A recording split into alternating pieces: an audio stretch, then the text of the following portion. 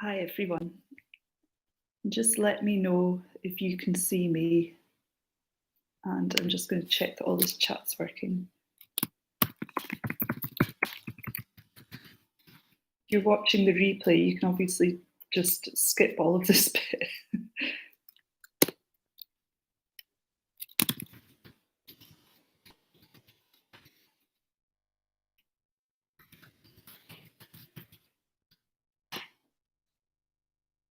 I'd love to know who's there. Let me see. Can't actually see who it is, but I can see there's a couple of people watching. So we'll get started very, very soon. I'll just wait and see if anyone else can join live, and then we will get started.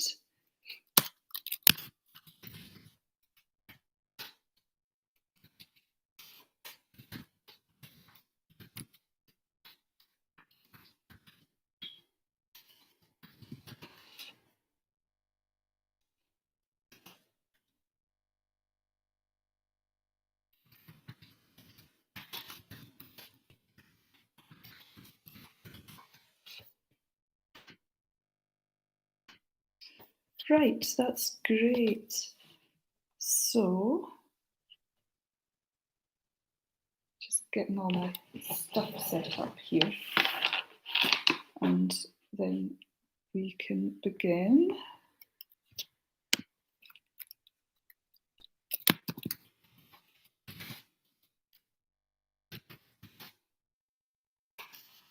And I wanted to say, I'm just writing in the chat just now, if you've got any questions at any point during the webinar, I'm more than happy to dip in and out and answer questions. It's not a problem at all.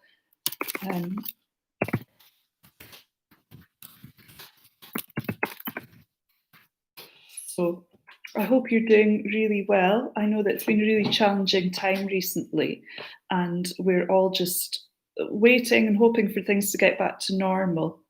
And I'm hoping that this session can be really positive and that I can actually give you some practical solutions to help you with what's been going on currently, and also thinking about looking to the future and looking forward to, you know, what's going to happen after this whole period has ended, because it is going to end. Things are going to slowly go back to normal. And so I hope to be able to offer you some positive and practical solutions for that. So I wanted to just give you a quick introduction to me, because some of you that end up watching this, some of you might know me, some of you might not know me. I'm Kathleen Ballfish, and I founded the musician method during lockdown. I already own another music business, and I really was surprised to find when I started running a business of my own, how many of the skills that I was acquiring were actually applicable to running a freelance music business as an individual. So it had always been at the back of my mind to try and do something where I could support freelance musicians with the things that I'd been learning during that process. And I really thought that during lockdown that was the time to do it. Obviously, we've all had time, free time. My other work had gone out the window, the production work that I do and the playing work. So that was my sort of pivot, if you like, during lockdown.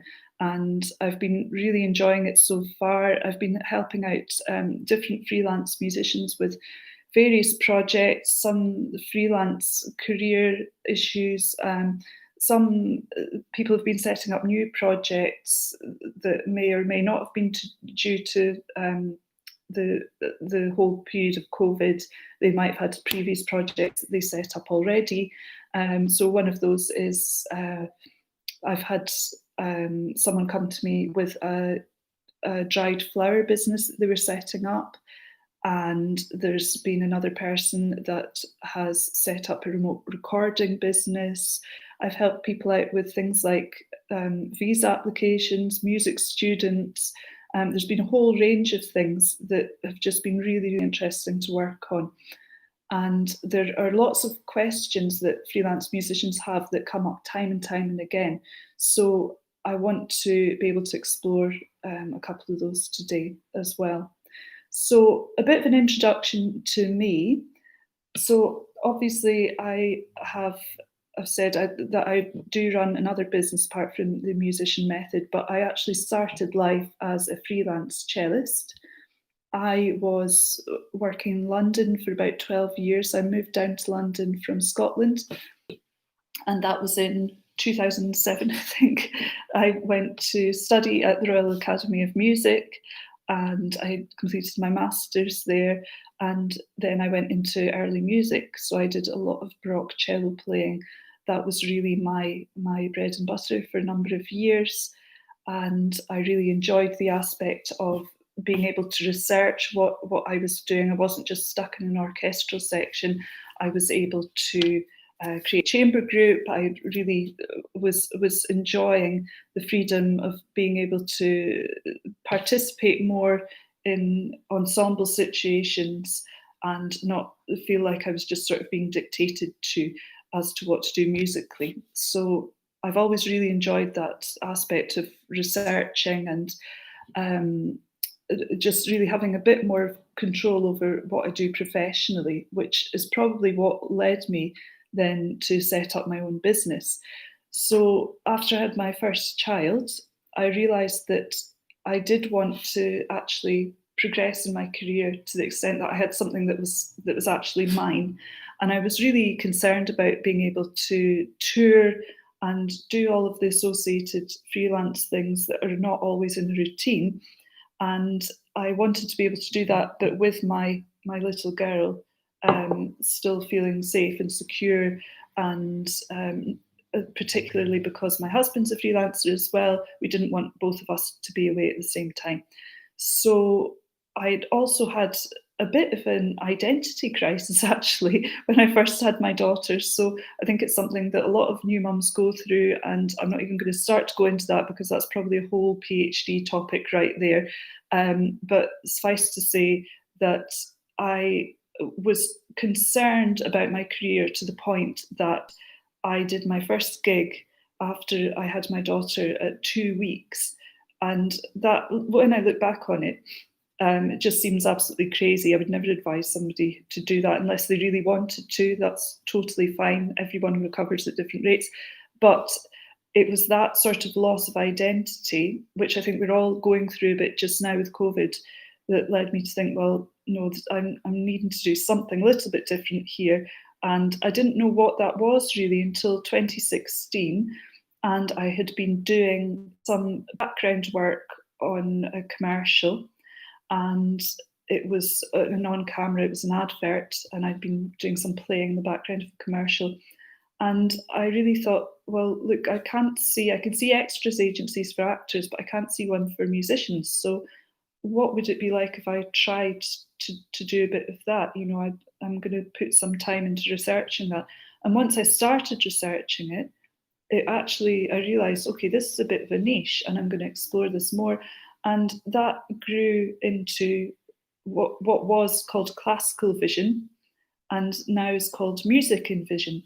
And I got my first job in 2017 working on the Disney production, the live action, or partly live action remake of Dumbo. And that was a really good head start, because once you get the credits, some sort of credit, then you're able to really connect to lots more people and take on more work. So, but what I want to stress really is that I had no background in the film production industry.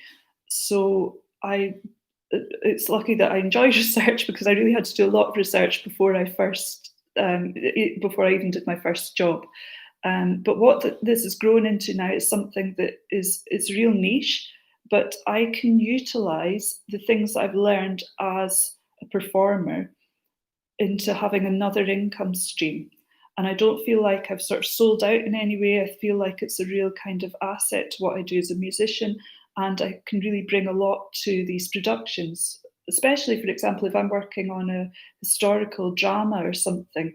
And because I've got all that experience in historical performance, I can then go in and say very confidently, look, I really know about that, and not many people in the film world do know about that. So that's it's a real asset rather than sort of thinking, well, I don't really want to do freelance performing anymore, so I'll do this. It's not that way at all. I'm still enjoying freelance performing as and when I have time, but I'm enjoying it a lot more because I'm not feeling like, right, I have to do every single gig because otherwise I'm not going to be able to earn enough money, and it starts to become a burden artistically as well, of course. So I just wanted to also briefly go into, and there is a reason for this as well. I'm not just waffling. I wanted to go into a bit about. Some of you might know that I moved to Berlin recently. So as I said, I'd been in London for a number of years, and I, because of COVID, really, myself and my husband and our two kids, we decided, well, the kids didn't have much say in the matter, to be honest. We decided that we were going to take the step of moving to Berlin. So I suppose it'd been something that had been on our minds for a while. Just a bit of background. So, because of Brexit, so we've had this double whammy in the music industry of Brexit and also COVID. And before the Brexit vote was just after the Brexit vote was decided, my husband then went on to campaign once a month. He protested once a month outside Parliament, campaigning for freedom of movement for musicians. And that was a positive, a way that he felt like he could make a positive change and at least feel like he was doing something. Because as we all know, we need to be able to travel freely and make sure that the industry is still going to be able to function in the same way after we've got this cut-off point. Okay, so we still don't know what's happening with that. We don't know whether we're going to have visas or what the situation is. But for us, during that whole period where Simon was protesting, he, like a lot of other people, thought, well, I'm going to try and get some sort of European citizenship so that when we do leave, I can still travel freely for work, which is a really sensible decision. And that was one practical thing that he could do to make the best of the situation. So what that meant was that when COVID happened, we realised, okay, we're sitting in London doing nothing, no production work, no playing work. And I'd been working on the musician method just to have a project to do and thinking, well, I want to do something positive. But we realised that for us, London wasn't really working anymore. We were paying such huge amounts of money for childcare. And I'm just telling you all this from a musician's perspective. You know, this is what we felt we had to do in order to continue our careers and use the opportunity that we had. So we thought, well, we'll move to Germany. It's a great environment for the kids. And luckily, Simon has been able to start performing work here again, which is brilliant. And so we took that opportunity that we had with citizenship. I'm the only one that doesn't have citizenship, but I know now that there's very little about what happens after we leave the European Union in the UK, but I know that I'm secure here because that is at least some information that the German government has released. You know, anyone that was here before is going to be secure. And we're married, so it should be fine.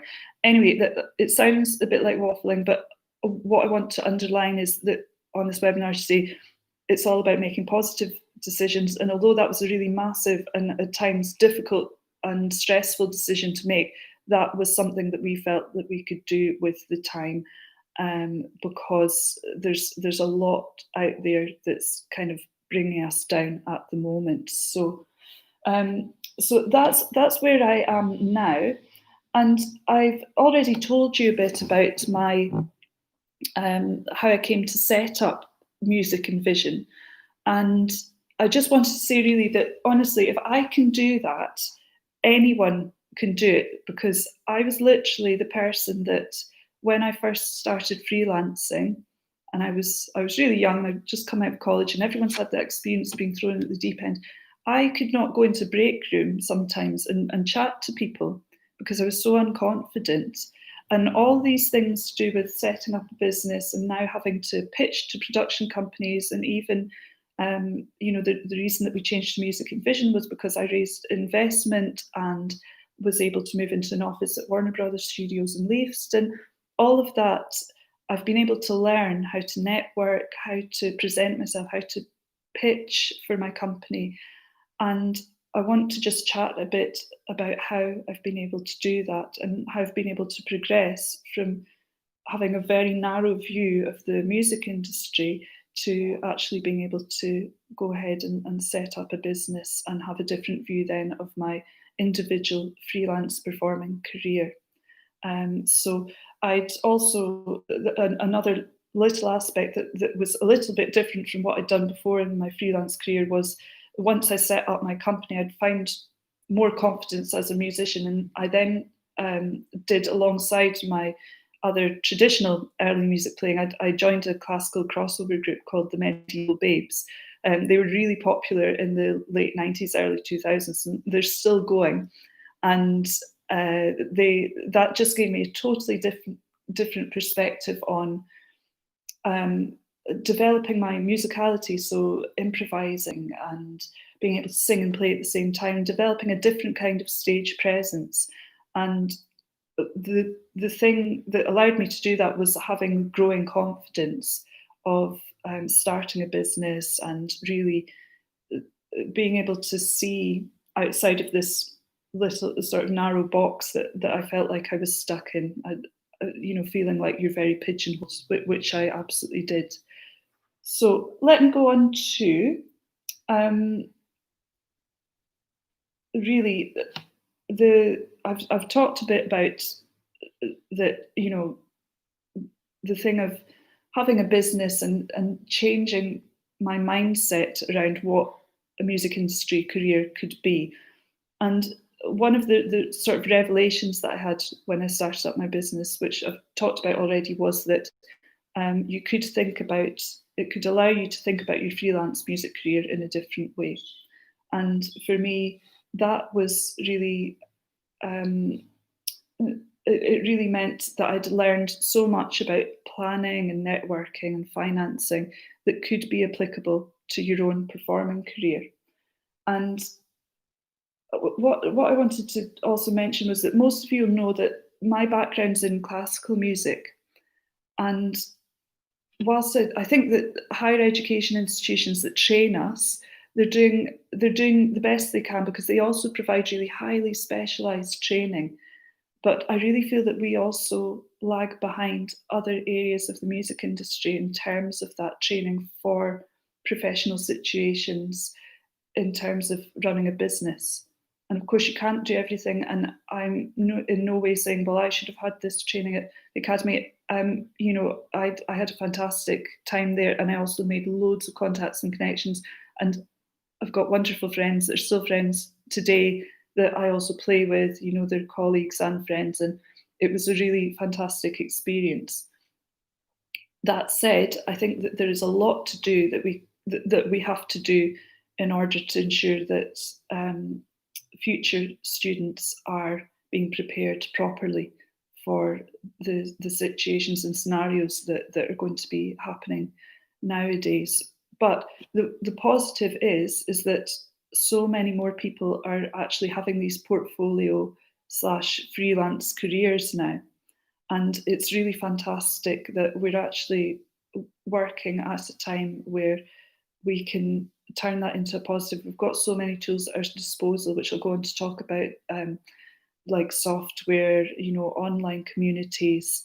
There's never really been a better time to be a freelancer. So that is really a positive. So let me just have a quick drink of water, or I'll start losing my voice. Sorry. So I'm just referring to my notes a bit here because I want to just continue on this train of thought. And I wanted to now talk about, so sounds a bit sort of existential, but one of the ways that I was able to progress my career was that through starting a company of my own, I suddenly had this entity that wasn't about me. And that was really powerful because I was able to plan and strategize for an entity that wasn't just about myself. And I think that's a barrier that a lot of musicians come up against, because you've got your creative work that you do, which is so precious, and you're putting so much time into it, and it has its own intrinsic sort of artistic value. And then you're also expected to be a business person as well. because you've got all the admin, you've got all the planning. Um, Pardon me, sometimes you're applying for grants, you've got to do all your financial stuff yourself, your tax, all of the things that we have to do. And it can sometimes seem like, well, how do I even do both? Am I expected to do both? Should I be enjoying both? Is that, what, how does it all fit together? So for me, I think taking a step back and saying, well, look, I've done all of these things for my business and it hasn't detracted from the work that I've done as a supplier, for productions. It hasn't detracted for any of the sort of creative work that I've done for them or consultancy. Well, why can't I do that for a freelance music business? And I think one of the shifts in mindset that really helped me was thinking, well, I can keep this artistic sort of bubble separate from my business, if you like. So I've got my freelance career and I can think about it as a separate entity and I can strategize and whatever, but it's not going to affect my artistic stuff. That's still valid, but they're not, you don't have to have one or the other. It's absolutely allowed to have both. So I think that's really important if there's any way of being able to think about, separating those and not having them all jumbled up as one thing. I think it's really, you're onto a winner if you can do that. I've already mentioned this sort of loss of identity that we've had with COVID, and I recognise, there's so much that goes with that. Most of us have been learning, performing our instruments or vocally. Oh, hi, Simon. For since we were children, and our whole identities are tied up with that. So I do get that it's sometimes difficult to make that separation. And of course, as I've said before in this webinar, I don't want to diminish that at all, but I want to really offer solutions. And having that distance, I think it does help your mental well-being as well, because you're also not saying, well, what impact is that going to have on my, how is it going to detract from my sort of artistic well-being? How will I be creative if I'm suddenly strategizing or doing this planning? And I always tell people, well, you can separate it. It doesn't have to be one or the other. You can absolutely still be artistic and make plans for yourself, and even do funding applications, and you can still strategize and really ensure that you're on the right path. It's not just sort of shots in the dark everywhere. So this brings me on to one of the questions that I get asked by clients a lot, and that's one of the things I said I was going to talk about was, what do people ask a lot in this sort of consultancy, or what kind of things are people going through at the moment? And one of the sort of worries that comes back a lot with clients is they've got this sort of fear of putting themselves out there and saying, well, I do this particular thing and I'm really good at it. And it's this thing of, again, that separation of, well, I've got to also do this for a living and make money from it. And so they are, you're trying to sell what you do, and that's okay. I want to absolutely just put that out there and be unapologetic about it. You're allowed to sell what you do as an artist, okay? And that's absolutely valid. I know we've been told that it's not valid, but it is valid.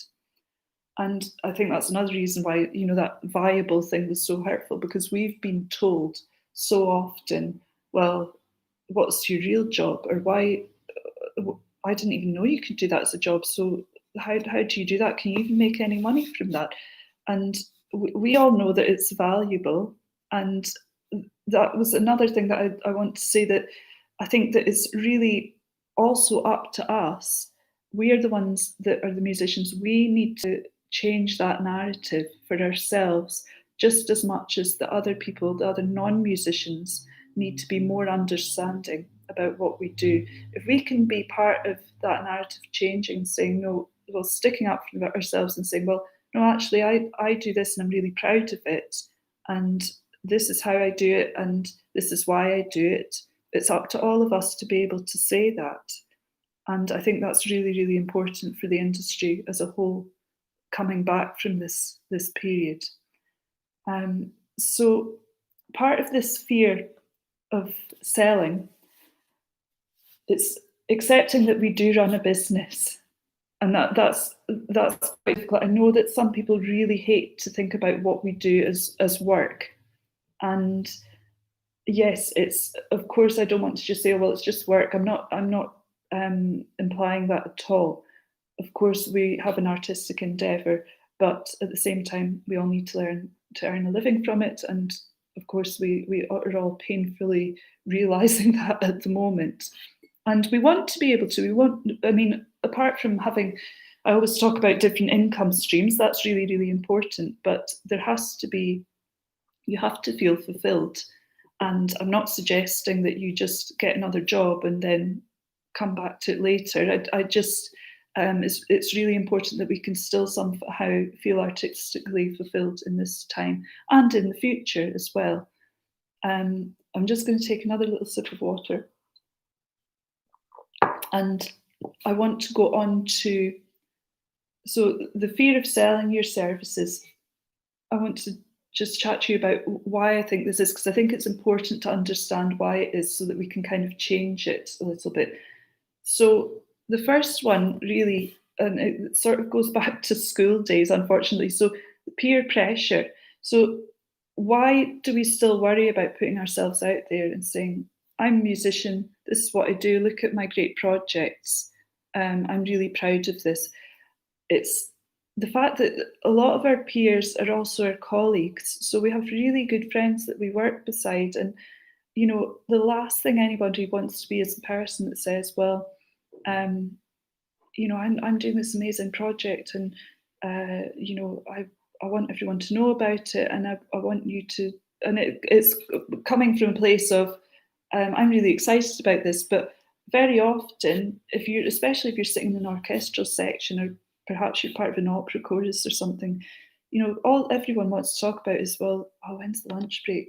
What are you having for lunch? What are you doing later this evening? Because it's easier, because you have to be able to get through things day to day. And I think that also spills into how we perceive ourselves when we think about sort of advertising our services or advertising our latest project or something. You think, well, what are my peers going to think of me? Because they don't want to hear about that. If I'm on Facebook saying that, you know, they're not interested in that. So, so that's one aspect.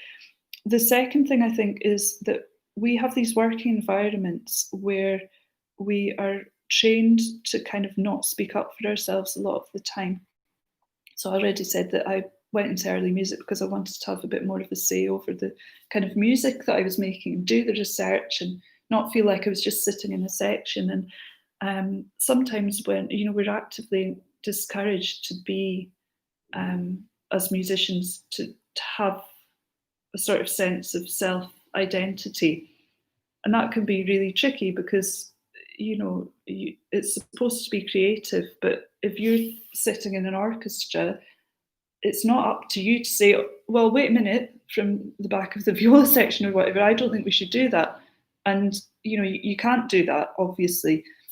And that then spills over into, well, that's my place and that's where I have to sit and I have to do that. And that's fine, but there are different situations in life where you can talk about yourself and you can network and that kind of thing. So that's another thing. And the third thing is the final point I wanted to make about that fear of selling your services. I think it also comes from the classical music industry in general. There's a funny idea that's sort of ingrained that if you have to advertise your services or talk about them on social media, then that somehow means that there's something wrong with it. You know, people should just naturally come to you because why would you need to advertise it? Your art should speak for itself. You know, it should be enough to just have your art out there and people will just somehow flock to you. It doesn't work like that, unfortunately. And I know that everybody knows that really, but it's also these things are really ingrained. And I think the thing of, yeah, of course we all get work through word of mouth. That's how it works in the creative industries. And none of what I sort of direct clients towards is all about strategy and advertising, and then you don't do any word of mouth stuff. It's all set up to kind of lift that and build connections and network. That's really, really important. But it's not that you can't have one or the other. You can have word of mouth and you can stand up and say, I'm doing this and I'm really proud of it and I'm pleased that I'm doing it. So it's the sort of peer pressure, the classical music industry in general, or another part of the industry that you're in. Sometimes we just feel like we can't stick up for ourselves, and also our working environments. That sort of paradox of being a creative person, but then at the same time being told, well, no, wait a minute, you've got to stay in your place there. So, what I wanted to mention now was also this idea of selling something or providing a service that isn't directly related to what you do currently. So there's two ways that this can make us feel uncomfortable. First one is that we might be perceived as being sort of salesy or selling out to colleagues or other fixers in the industry, or just someone that you want to keep on good terms with. The other thing is that we are worried that we've been pigeonholed, and then if we sort of somehow try and do something a little bit different, whether that's playing a different instrument that you might also be really good at and it's perfectly valid as a career choice, or you might be working in two different genres at the same time. Say you do a lot of session work, but you also do freelance orchestral playing. That's very common. But then you might be doing, like I mentioned, I did a lot of playing also with Medieval Babes, as well as my other stuff. A lot of people are worried that, well, if they think I do this other thing, then I won't get booked for the other stuff because they'll think that I'm not available. And then the next thing is also, if you're doing something that is unrelated to music, you might have a particular service that you provide, like like I have my music agency. You might be selling a product, or you might be running a studio or a record label, or it could be even, like I was saying, like a friend that does dried flowers. It's a valid income stream. We all have to make money, particularly those of you that live in London. It's really tough, and it can be complementary. And I think that can really worry people sometimes. And perhaps you've even had experiences where fixers have said, but, oh, sorry, I thought you were out of the country then, or I thought you didn't do that anymore, or, it's always that concern. So I really wanted to just have a quick look at, why is that? And what is it that really worries us about that? Obviously, it's the fear of not having enough work. But I think that we are all, as an industry, it's almost become really self-limiting as a whole industry. And I think that we really need to break that cycle. And I'm going to show you some practical ways that we can let people know that we're actively working on things. We're not just bragging about them. And hopefully that can increase awareness without feeling too salesy. And then you'll be able to gain more ticket sales, or do that funding application, or sell your product. Whatever your objective is, there is a way to actually go about it without feeling cringy about it. But before I do that, I just want to touch on another aspect of why this idea of selling out is perpetuated. So I think we're sometimes really actively holding each other back. So social media is great for some things, but it's not great for others. And I think that we've all had these thoughts when we see someone else doing well and we feel a bit jealous, and you sort of think, well, why have they posted that? Why have they chosen to? And it always relates to your personal circumstances at the time. You think, well,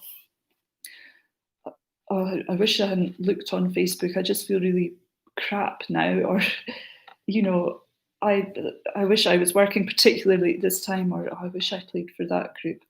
And we've all had these thoughts. And I think, especially at the moment, it's really important to turn these on its head, on their head, turn them on their head, and think, well, maybe they're celebrating because they've realised a dream that they've worked on for a long time, or maybe they've just worked really hard to achieve something, or they've just really wanted to play at a particular venue, or they've won that audition. Um, and I just want to stress that although it doesn't seem like it at times, there really is room for everyone. If you've got your particular niche, if you've got your thing that you're good at, there is absolutely room for you. And I think, especially at the moment, it's really important to remember that. Um, the more that we are looking at other people and thinking, well, I wish I was doing that, or I'd love to. I really wish I hadn't read that. The more that it's detracting from the time that you can spend actually working on positive aspects of changing your career. And I think that's why, for me, these sort of adverts that are shared on social media at the moment with the ballet dancer, that was so damaging, because of course then everyone spends all this time focusing on that, and it's so negative, and it's just time that's detracting from things that you could be doing to actually improve your circumstances. And it's really breeds discontent as well. It's really, it's bad enough without having that. Um, and you might even be the person that looks at other people and thinks, well, why are they doing that? If they are clear about enough about what they do as an artist, why are they doing something else? They should be, if they not got enough work, can they not support themselves doing that one thing? Maybe they're not very good at it. And I think that that's really also quite damaging, because again, it's sort of putting down other people, but it's actually saying more about your own fears. And an example that I wanted to use was, think about Daniel Barenboim. You know, imagine him at the beginning of his career and thinking, well, do you know what? I love playing the piano, but I really actually want to try out conducting as well. And his agent says to him, well, I really don't think you should do that, because everyone knows that you're a piano player, and honestly, you're just not going to get any more work if you do that. And I'm really concerned about that. I know you're an amazing musician and you want to have all these experiences, but just stick to piano playing. Honestly, you'll be fine, and that will be the best thing. And then, you just think, well, yeah, that's Daniel Barenboim, and he can do that. It's not like nobody's ever heard of him, and he's a conductor and he's a piano player. Think about all the different people that do more than one thing, and it's perfectly valid. I've never ever looked at people like that and thought, oh, that he must have not been a really very good piano player, because he does an awful lot of conducting as well. So, it's just we construct these little sort of realities for ourselves, and a lot of the time it's just nonsense. Um, so anyway, it sounds absolutely ridiculous, but I think it's true. So I know that you're probably thinking, well, what can I actually do just now? I'm not playing at the moment. Should I just sit at home and practice? And I might as well just stay at home. Who knows what's going to start up again? But I really just want to say that, I mean, I've got 2 kids and I set up a business. If I can do it, you can do it. And I don't mean setting up an entire new business. It just means sitting down and doing things to improve your circumstances for your freelance activities. So, and I also wanted to give you a bit of confidence and just say that actually, when I started my music agency, one of the things that I was worried about was obviously that classic fear, well, what if people just think that I do that now? But actually, it really benefited me, because my colleagues knew that there would be then the possibility that I could help them get some work in the film industry. So actually, it went the other way completely, and people were more keen to book me because they knew that there was that possibility of sort of exchange of work. which was really great. So that was, and I don't know why, but that was unexpected to me. And again, it's because of that mindset. I'd just been going with those expectations, and actually that completely blew it out of the water for me. So let's think about practical ways that you can sort of allay your fears about advertising your services or selling services that are not related to what you do currently in your industry. So, firstly, what is your online presence like just now? And do you have a website? I know that's a really basic thing to ask, but I see so many musicians that don't have a website. Of course, there are reasons for that. Maybe they don't do a lot of individual performing. Maybe people just know them, and that's fine. But I really feel that after this entire period is finished, it's just not going to cut it nowadays. You have to have some sort of reliable online presence. Think about the way that people go about their daily lives now. Everything is online, and it needs to be clear who you are, what you do, and that is one of the easiest ways to kind of ensure that people know what you do and they're not going to be confused. Even if you do a number of different things, there are so many ways to make that clear, um, and actually have that online presence there. In terms of software, if you don't have a website, I would absolutely recommend Squarespace. And I wouldn't be telling you this if I hadn't come across people that don't have websites that I would have assumed do have them. Um, I think Squarespace is the best. I've always I've used it for the past maybe 5 years. I've got 3 different websites on it. That's my go-to, and I think that's really, really important. Um, excuse me. You need to think about exactly what you're putting out there. It doesn't have to be complicated, but if you do have different aspects of the work that you do, it really needs to be quite clear. And it may be that you have to have a couple of different websites, and that's okay. Like I said, I've got 3. I've got Music and Vision, I've got the Musician Method, which is the sort of portal where I run my courses and the consultancy. And then I've got my other website, which is called KathleenWalfish.com. And I'm speaking about this unapologetically. I'm not like, I've got this and I've got this. I'm just saying this is what I need to have to be able to earn money. This is what I do. This is how my career is planned out. So I've got Kathleen Walfish, and that's because the consultancy work that I do for film and TV, but also now for musicians and business, I need to have a page that is just about that says, this is what I do. I'm a freelance cellist, but I also do these other things as well. And I can tell you that my colleagues are not like, oh, she's not a cellist anymore. I mean, hi, if you're watching and you think that, that's fine.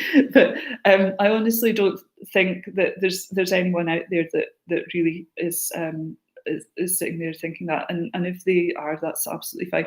But it does not mean that I now cannot play the cello ever again. So yeah, it's got to just be really very clear. So, for example, another really easy example for me to give is my husband is a baritone, but he was brought up as a cellist, and he's a fantastic cellist, and he did a lot of orchestral performing before he developed his singing career, because that all sort of developed a little bit later, as it often, well, it usually does with singers. So he now keeps that very separate. And he has separate social media channels. I also have the same thing. You know, I've run 3 different Instagram accounts, and unfortunately, that's the way it is at the moment. But it really does help me. I can run 2 businesses from gaining leads through social media, and that's something that I can absolutely help you with. And it's really, really powerful. So you've got your website, Facebook. I wanted to chat a little bit about that. So for me, now that we've all got WhatsApp, well, most of us have got WhatsApp, that's my space for kind of family, friends, sharing silly things that maybe I would have done it previously on Facebook, but I don't really use Facebook for fun things now. I use it for work. And in particular for me, one of the reasons that I'm still on Facebook, and you may feel that it's not valuable for you, some people just only use Instagram now, for example, or a lot of people's audiences might be on Twitter, and that's great. It's about what's finding right for you and finding that community. But for me, Facebook's been really valuable because I run a business where I often have to do casting. And if I have, so I have a large, I've got casting software and I've got a large database of musicians that I can put in on camera roles. But if I can't find that person that's like, I don't know, that plays the sousaphone or something, I know that I can go to Facebook and say, look, everyone, I've got this job, and I need to fulfill it quickly, but I just don't know anyone. Can you help me out? And inevitably, someone will come forward, or lots of different people will come forward, and that's great.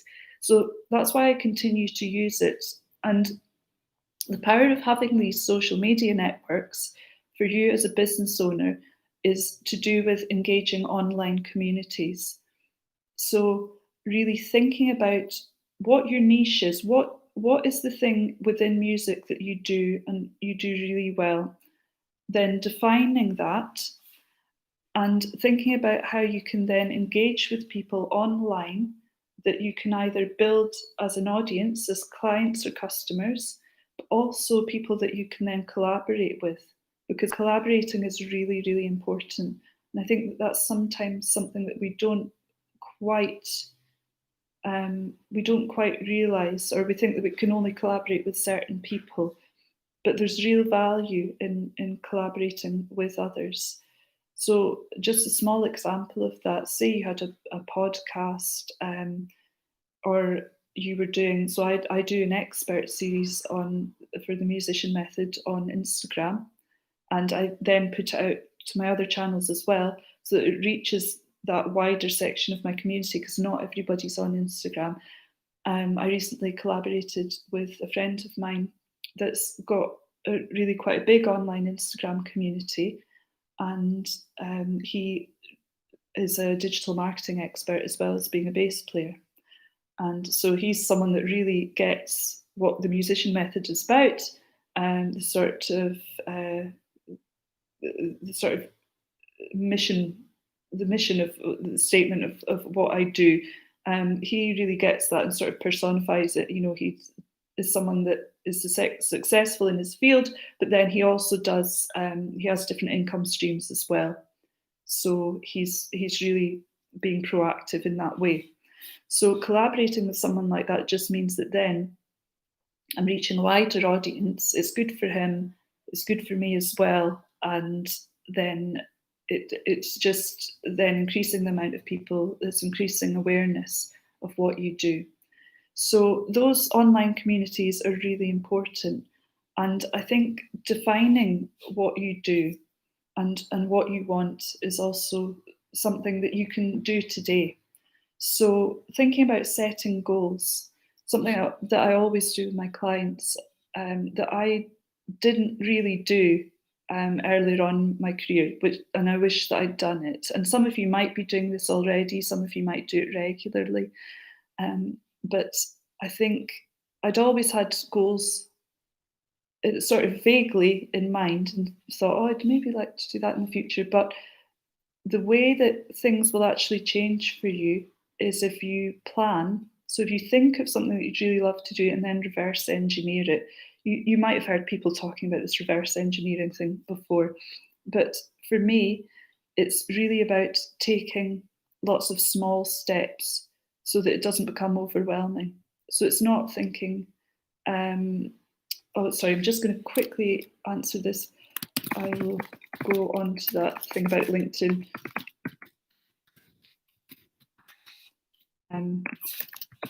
Sorry, I don't have someone here sort of helping me moderate.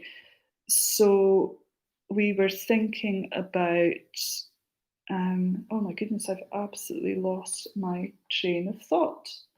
I've not even been looking at my notes because I've sort of got into a rhythm about it. So I was talking about Facebook, Instagrams, online. Yes, that was it. So setting goals.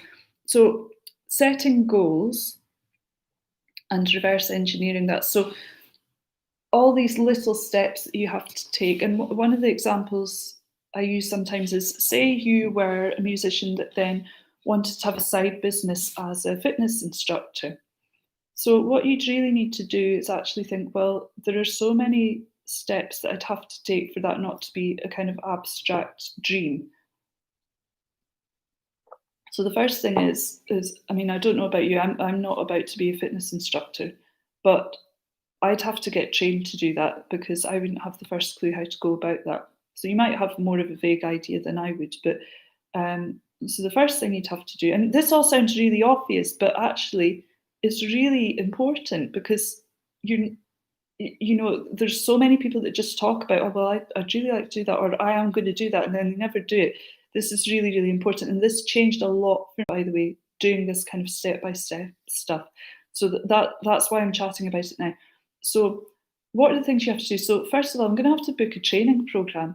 But when do they actually start? Oh, that one doesn't start till next month. Okay, so we're going to write down, and I use spreadsheets for this, by the way. I use a platform called Airtable, and I don't have time to go into Airtable today, but it's really fantastic. And anyone that works with me knows how much I love Airtable, and I've definitely converted some people, which is great. I'm not affiliated with them in any way. It's just a really useful way of organising lots of different strands of your business. So you could have in one column, okay, so I've got to research that training. When does it start? How much does it cost? Am I going to have to plan financially to be able to afford the cost of doing this? And how much will I have had to pay by a certain time? Okay, so next thing is, am I going to be free when the training starts? Okay, so I'm going to be free, and I will come back to that question about Spotlight. Yeah, I can talk about Spotlight in a minute. Am I going to be free? Okay, so we've dealt with that. How long does that take? Because what we're actually looking for is doing things within a certain time. So it's not just this kind of cloud of sometime in the future I will be as such and such. We want to have it needs to be defined by time. And I think that's really, really important. So say you think, well, I'd like to do that in a year, but let's see if that's even possible. So you might then think, well, okay, so that training, it says it's going to take me 3 months. And now I've got to organise training clients and I'll have to do that. And just organising all of these different little steps. And then, of course, you'd be thinking about, okay, my website, how am I going to advertise? Where's my audience going to be? Who are they? Who are these people that are going to need fitness training? And what what is my offering going to be? What's my one thing that I always talk to clients about is what's my one liner? What's my sort of mission statement? What's my kind of elevator pitch? How am I going to get this across to someone really easily?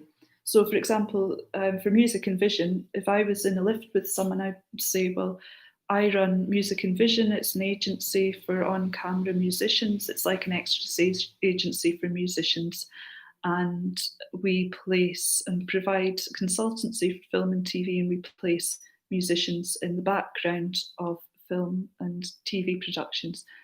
And it's hopefully very clear and concise, and people can then understand what you do. One of the problems I had at the beginning was that people just assumed that we did recording sessions, but then I had to tailor it and say, well, make it very clear, no, it's on camera. And sometimes we do recording, but it's mainly the on camera work and consultancy. So it's about getting used to really sitting. So you need to sit down and really think about how to explain what you do in just a few sentences.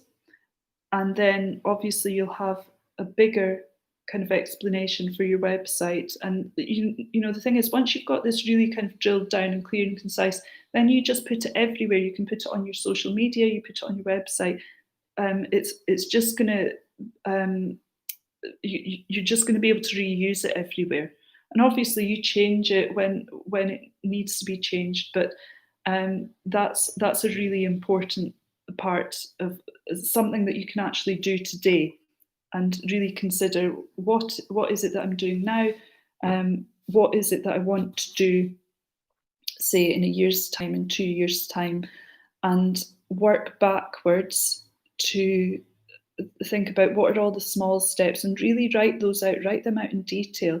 And if you've got a small step, like even the example that I had about the fitness training, that one small step could be I need to do the training. But then there's so many other things that come off of that. And you're going to be more successful in completing whatever it is that you want to do if you actually write these things down. And I can't stress that enough. So that's two little things that I've mentioned there. So the goal setting, reverse engineering, and also as part of that, writing down. They've sort of got a bit mixed up together because I went off on a tangent. But another thing that you can do today is writing down what it is that you actually do, and see if that's any different from what you would like to be doing. So you can also write an imaginary kind of mission statement for yourself. You know, okay, here's what you do at the moment. I'm a violinist that works primarily in session music, and I really love collaborating with pop musicians, and I do some arranging as well. Or you could be thinking, well, actually, I'd really love to do something different, and I'd love to set up that business idea. I've got an idea for an app or something. And then sitting down and thinking about, well, what would my mission statement be for that? How would I present myself if I was going to do that? What could I say about myself?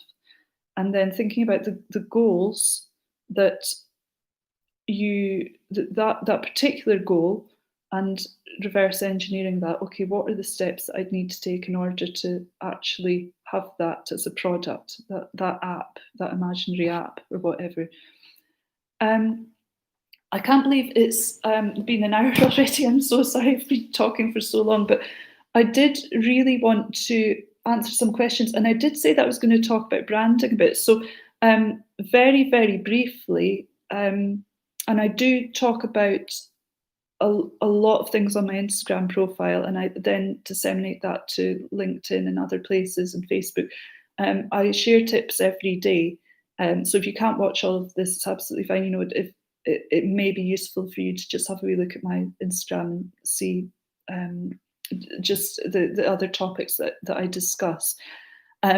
So in terms of branding, I did want to talk a little bit about that as well, because again, it's one of those topics that I don't feel gets discussed very much with musicians in terms of, if you're an orchestral player or if you're a classical musician, you don't really get taught about what branding is. And partly I think it's because it sounds very corporate.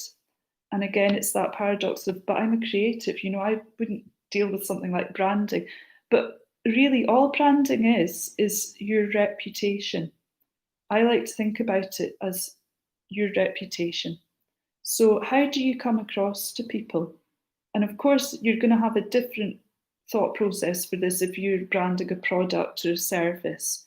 There's a lot that you can do, and it's all integrated. But at the heart of it, you're really thinking about, well, what kind of service do I provide? What am I like as a person? What are my values? So, throughout all of my businesses, I would definitely say that I try and be upfront with people. I try and be really honest and sort of no nonsense. On my Instagram accounts, I don't share sort of inspirational quotes. I try and look at positive aspects of what we can do to change things for ourselves during this time. It's always about providing a really good service, saying, doing what I've said that I was going to do, and just being very open and easy to get along with. So it could be totally different for another person. That's absolutely fine. But what I try and do is have that theme running through all of my interactions, all of the work that I do, through the different through my agency, through the consulting. When a client first contacts me, I'm not going to immediately start with a big sell or something. I'm always going to give you my honest opinion, I'm not going to be sort of, I'm going to be friendly. And so that's really worthwhile taking time to think about. Okay, that's an aspect of branding that then, if you know what your values are and the service you want to provide, that can then be worked into everything that you put out online about yourself and in person. So on your website, Facebook, Instagram, all of these social media platforms. And again, as I said before, if you're worried about, it being the lines being too blurred between your different aspects of your work, you can have separate accounts for these.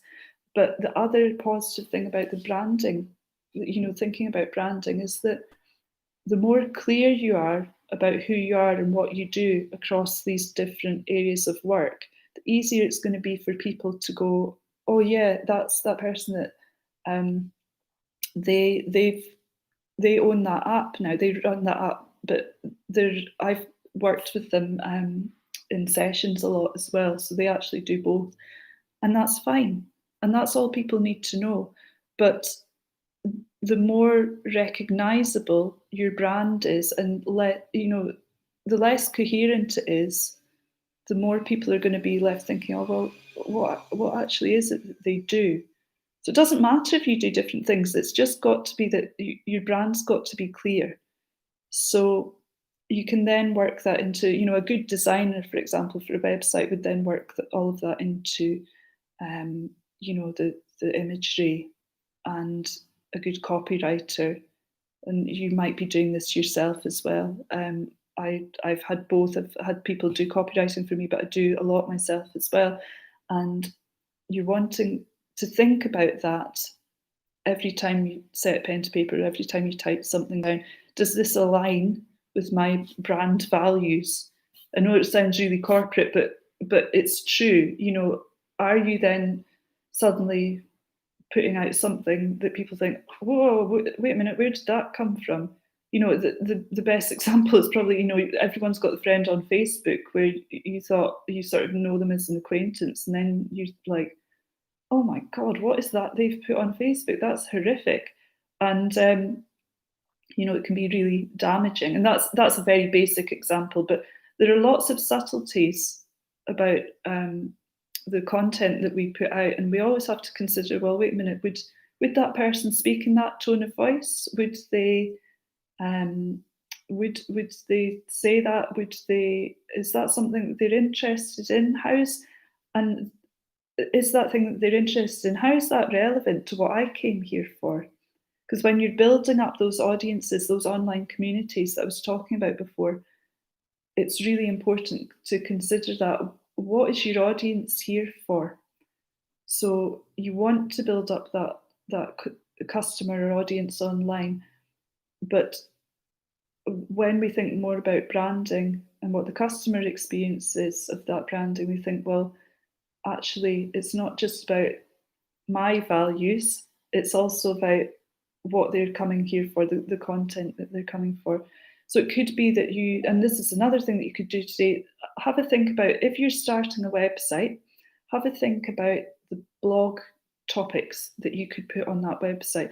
And blogging is really, really valuable because it improves your SEO, so search engine optimization, because if you've got your brand consistent and you know what you're going to be writing about, the topics that are of interest, that you're good at, and they're of interest to your audience, people are going to be directed to that website more. And then hopefully they're going to come there to purchase whatever it is that you're selling, whether it's CDs, whether you've got a concert planned. It's just another way to build up that online community. If you don't know, ask people what they're interested in. You could also today be thinking about setting up a newsletter. Get yourself onto MailChimp. Think about, well, have I got an email list already? If not, I should be thinking about growing that a lot, and really then keeping that sort of, you're keeping in people's presence of mind. So you're not spamming them, you're just occasionally sending them something out, and they might think, oh yeah, I'd forgotten, actually they'd be really perfect for that project. Sure, you've all had that experience where you sort of something comes out of nowhere and you think, oh, that was sort of fortuitous, but actually you would probably, you were in the right place at the right time. But if you create those opportunities more for yourself, that's really, really important. Um, so there's the blogging aspect. And what I want to say with blogging is the really good thing about that is that if you sit down and create a whole load of blog posts, and they don't have to be really long, you can then repurpose that for social media. So once you've thought about, okay, I've got this particular project, or it could be my freelance career, or this product that I want to sell, I need to get on social media because I need to find the people that are going to buy that or they're going to be interested in it. So, where are they? Who are they? What are they going to be interested in? You can ask them. You can do a survey really easily. You can engage with them through social media. You can be saying, oh, I love this particular article. What do you think of that? Do you want to see more of this? It's really easy to engage with people online nowadays, and the more that we can do that, the bigger our communities are going to be. So the repurposing thing really, really helps me because, as I said, I've got to manage. I mean, one of my Instagram channels, it's just my personal one, but it's nice to be a bit consistent with that. But the two other ones are business ones, so I really have to be on that. And I wouldn't be able to do it if I didn't repurpose things that I'd already written or have topics that I'd thought of previously, and then put it out onto different channels. That's the only way you're able to do it. But I can honestly say that that has helped me create business and draw people into these communities, and it's really, really important. So and also apart from creating clients and audiences, networking, sort of business to business opportunities, or just meeting other colleagues. We're not able to always get out and see other people. It's so important to network at the moment, even now. And what I love about this period is that I've been able to actually speak to people and have conversations either online or through Zoom of people that would normally be too busy to actually engage. And that's really valuable. So if you can actually get yourselves out there and start networking a bit and really utilizing these amazing tools that we have, the social media channels and Facebook, or what I was going to mention about LinkedIn. LinkedIn can really be fantastic. And the other thing that I would say about LinkedIn is that I read somewhere recently that it's got really good organic reach. And I've been finding this as well. I find that a lot of people look at my posts there more than Facebook or Instagram because they're not so much into monetizing it as heavily, because they have these subscription options. I think that's probably the aspect of the business model that means that they don't have to try and monetize individual accounts using their content for ads. They don't have to do that so heavily. So LinkedIn is a really good place to network, and more people are on it. And it also connects you to people that aren't in your industry as well. Again, I was saying about collaboration. If you can collaborate with people out with the industry, that's only a good thing. If you can think of an interesting project to do with someone else, whether it's a dancer or even someone that's not in a creative industry, or journalists even. That's the other reason why you need to have a website. If you can pick up on a news story that might be relevant and get you a bit of publicity, that's something that you can absolutely do for yourself. You don't need an agent to do that. LinkedIn is really good for that as well. So yeah, Abby says, what about LinkedIn for musicians and music businesses? So I've really told you what I think about that. I think it's great. I wanted to mention what I always tell people is that I wouldn't have got my opportunity with my business partner currently for Music and Vision, and having my fantastic office space and the casting software that I use, all of the things that have allowed me to grow and scale my music agency. I wouldn't have been able to do that without LinkedIn, because we found each other on LinkedIn, and I would never have met him if it wasn't for that. It was completely different circles. So it's really, really valuable. So I would get all of that content that you're creating for your website, all of that then you get it on LinkedIn as well. And yeah, just make sure you're being really organised about everything. You can do this really quickly if you create. Don't want to get too much into it because I get really into strategy and process. But again, Airtable. If you keep everything in the one area there, you've got all of your copy for here's my bio, here's my one liner, here's where my images are. Um, that's then you're sorted. Then you can go cut and paste, and that was easy. That took like an afternoon maybe to get that all organised, and that's something practical that you can actually do today. Um, and someone else is asking, "Hi, do you ever search on Spotlight also?" So I need to know a bit more about what you mean. So Spotlight, yes, I have worked with Spotlight. I'm an agent on Spotlight for music and vision. There are very few musicians on there. Sometimes I get I look at I receive job adverts and I think, oh, that might be good for a musician, but I don't use Spotlight so much nowadays because I'm usually I don't do as many ads, and I work more directly with production companies. So I'm not sure whether you're asking about Spotlight for yourself or whether jobs come through Spotlight, but hopefully that answers your question. So I just wanted to go on and really say, if anyone else has got any questions, you're more than welcome to ask. So jobs. Yeah, I mean, Spotlight's a funny one because if you're an agent on Spotlight, you can't, it's the people that send out the job ads that choose who they go to. So as an agent, you don't automatically see all the jobs. It's not like a big jobs board. So unless people know you, you're not always going to see all the jobs that are available. So that's why I've found it a bit hit and miss. And I prefer to work with the connections that I have already rather than relying on jobs through Spotlight. So, but that's how I've done it anyway. So I wanted to, if you're thinking of questions, that's totally fine. If not, it's also okay. I wanted to just, so it's been quite a long session. I know I've gone on and on about quite a few things. So I just wanted to provide a bit of clarity at the end and really say, okay, here are 3 things that you can do at this time to really, that we've already talked about, but that can really be a positive piece of action that you're taking. So, what could I do today to ensure that I've started a conversation with a new connection? That can either be someone on social media or someone that you know already that you've been meaning to email back, someone that you've talked to before about a possible project where you thought, oh, yeah, that would be really fun to do. Shall we do that?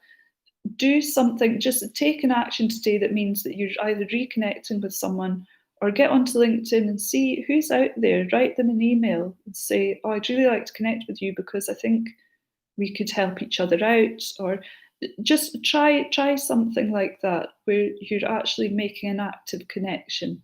And I always feel so much better after. I find it difficult to do at the time, but I feel so much better after I've done it, and it can really lead to opportunity. The second thing was, so obviously not today, you can't do everything today. What could I do tomorrow to start planning out my online activities? So it might be that you have a website already, you might not. You could start the process of setting that up. You could start planning some content to put out on social media. Again, thinking about those things to do with branding, values, what might be of interest to people, thinking about building an audience, who might they be, what might their interests be, and what could I do later this week to write down a project that I have in mind and start the process of planning it. So again, going back to goals and thinking, well, I really have always wanted to work with a dancer, for example. Who do I know? What kind of things could we come up with? What is there any work that I really like already? What's my inspiration for this? How long is it going to take us to plan everything out? Where could I meet someone? what what sort of discipline should they be? There's there are so many questions that it will start to bring up, and once you start doing that, it's all then one thing then leads to another thing, and it really keeps you occupied, and it's all positive stuff that is actually then maybe going to lead to something. And I think it's about putting all these different things together. And one thing that I do with my clients is we always join things up. So tasks that we do, they don't exist in and of themselves. So that's when I talk about strategy. So you might have one piece of the puzzle, but it's not going to work if you don't do the background work on the other bit. So I'm not saying that you do these things and then you're suddenly going to have a career again. It's not like that. It's all just step by step, and doing something positive every day. But it's all based in reality. It's all based in things that can actually have an effect, and not just, like I said before, shot in the dark. And that's what I really want to try and help create for people, these sort of structures where you feel like, okay, I at least I'm doing something positive here. So that's, for me, that's when you start to see changes happening. And once you see one change, then that's really powerful. And you start seeing more changes, and it's got a knock on effect. So I just wanted to really finish by saying I wanted to tell you about the new group consultancy that I'm offering. So I have done private consultancy, one-to-one consultancy, and I have my series of online courses through the musician method. And there's two different courses, and I offer them together as a bundle. But what I've been finding at the moment is people are looking for something that's not, I think that people want something that's not self-led at the moment, because my courses are self-led. But the one-to-one consultancy is also, it's a bit out of reach for most people at the moment. It's been too expensive, and the way that I can actually ensure that more people have access to this, and also are able to make change at this time, is if we do things as a group. And the format would be this kind of thing. So we do a webinar, but it would be on Zoom so that we can actually interact and have feedback and ask questions. And there's a set curriculum for every week over a 4-week period. And we'd all have a particular goal in mind. And whether that was to do with your freelance music career, the development of that, whether it was to do with setting up a business, which a lot of people are doing at the moment. And it could be a music business, or it could be something totally unrelated. And I love brainstorming about completely unrelated projects as well. I find it really, really interesting. And what we do is set up a structure. We do lots of planning. We'd learn much more about branding in depth and how to put that into action. And I've got all of the curriculum and materials planned out. You'd have lots of worksheets, and you could do it at your own pace. Again, I would do it within my musician method site at Thinkific. So all of the course material is in there already. You just have to register, and you would have everything week by week. And we'd also do a Zoom call as a group, and we'd also catch up once a week individually for a consultancy call one-to-one. And at the end of it, I would want people to have either made the initial structure of their business. We'd go through a whole business plan, and either have, or completed that funding application or whatever it was that they were looking to do, and also have learned tons about how to run a freelance business and how to ensure that you've set up all these little cogs, like the social media. We can talk about that. I've got so much to tell you about how to gain followers on social media, how to create audiences and communities, all the little tips and tricks to do all of these things, and to ensure that you're not showcasing the wrong thing to the wrong people as well. So there's a lot to dive into, and I'm really excited to be able to offer this. and I'm purposely keeping it small, so there would not be more than 10 people on the course per month. But I think this is a really good way to learn together and not feel like you're doing this sort of self-led course, which is great. I'm really proud of it actually, because there's so much in there.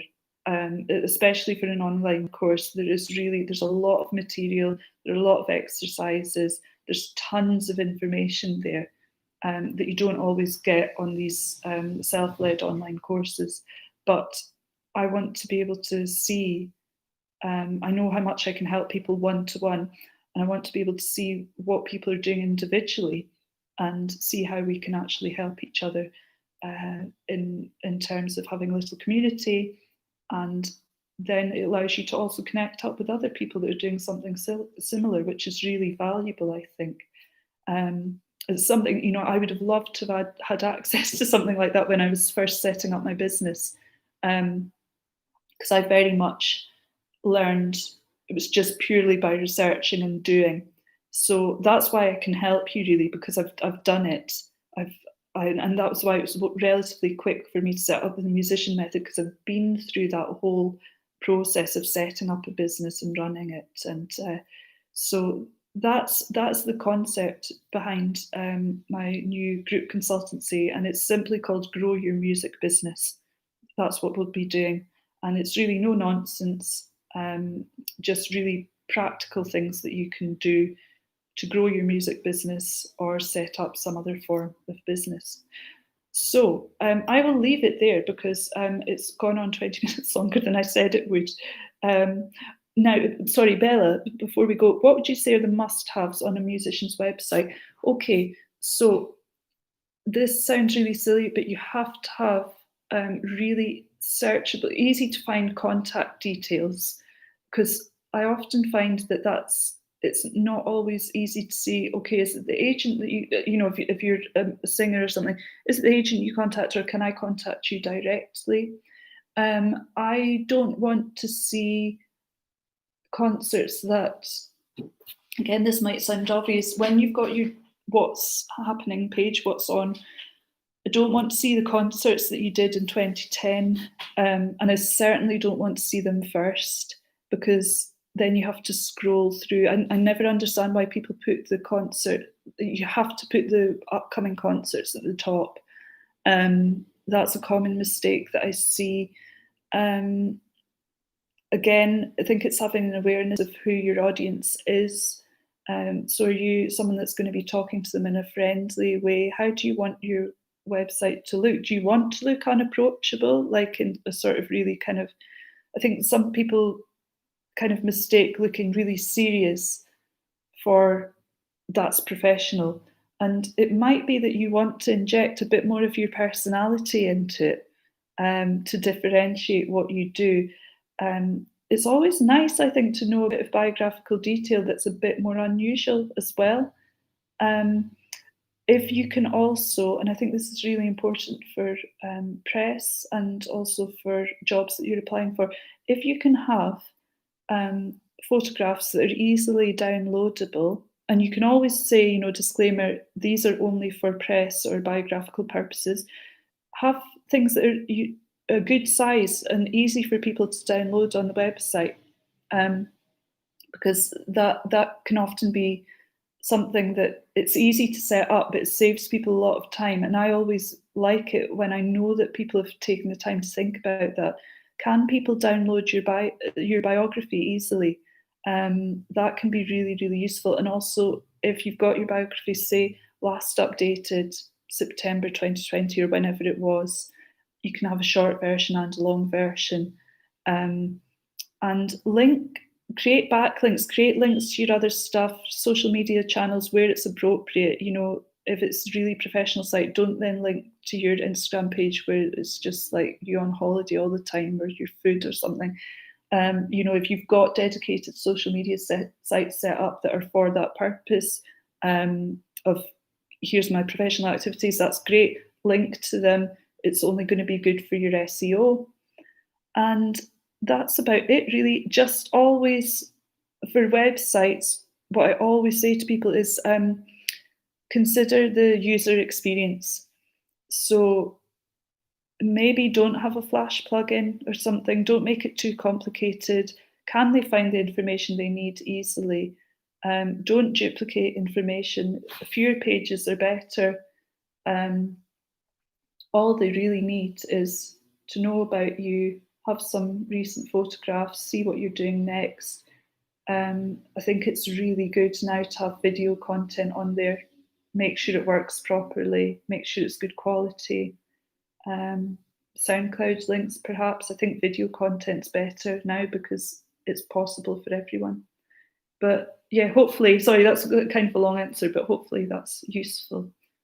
So if there are no further questions, I think I'm going to sign off now, but I really hope that this was useful. And of course, please do contact me if you've got any further questions that you don't want to ask on the forum. And I'm going to be in MailChimp sending out information later today about the group consultancy course. One thing that I forgot to mention was that everyone that's signed up for the webinar will receive a discount on the group consultancy. So normally it's going to be $250 for the month. But if you've signed up on the webinar, it'll be $199 for the month, £199. And I've really thought a lot about the pricing to make sure it's accessible. But so that's why I've also included a part on the website where you can very easily pay in instalments. So you can either pay over 3 months or 4 months.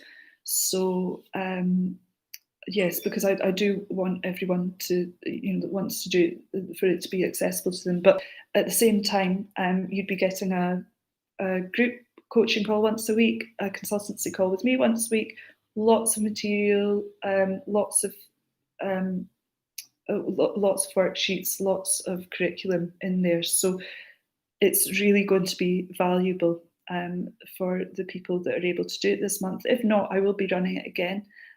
So you won't miss out. And please do, also, if it's not right for you at this time, please do check out social media channels, because I'm always updating lots of thoughts and tips and actual practical things that you can do across there. Okay, thanks so much, guys. Thanks, Simon. Thanks, Avi. And thanks as well, Peter. Thank you for, oh my goodness, you stayed till the bitter end. Thank you very much, everyone. And I'll be in touch with you all later in the day. Okay, thanks, guys. Speak to you soon. Bye.